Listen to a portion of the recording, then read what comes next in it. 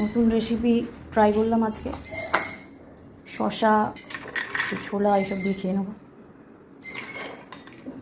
রেসিপিটা কেমন হয়েছে? গোলমরিচটা হাতে কোটা, মিক্সিতে নয়, একটু মোটা দানা। ভাবছি এবারে মিক্সিতে করে নেবো। কেনা গোলমরিচের গুঁড়োগুলো খুব খেতে খারাপ, ভালো লাগছে না।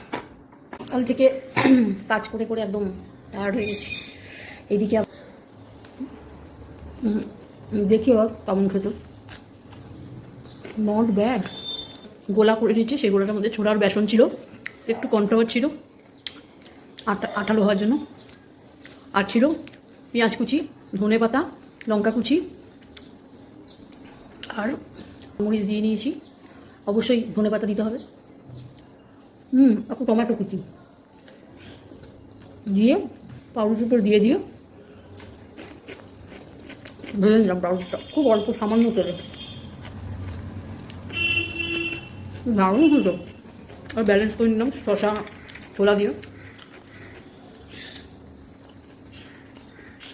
মানে পাউরুটিটা খুব কম খাই, তাই জন্য এগুলো দিয়ে ব্যালেন্স করতে হলো।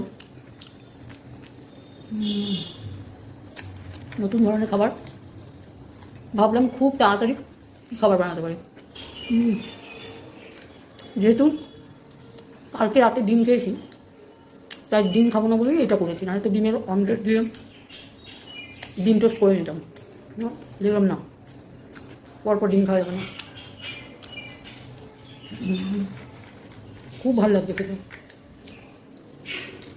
একটা আমি আচারের মশলা করে রেখেছি, রসুনের আচারে, সেই মশলাটা দিলে অনেক রান্নায় খুব টেস্ট হয়।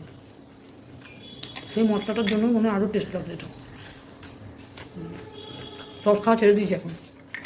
সসটা খাওয়াও খুব খারাপ জিনিস।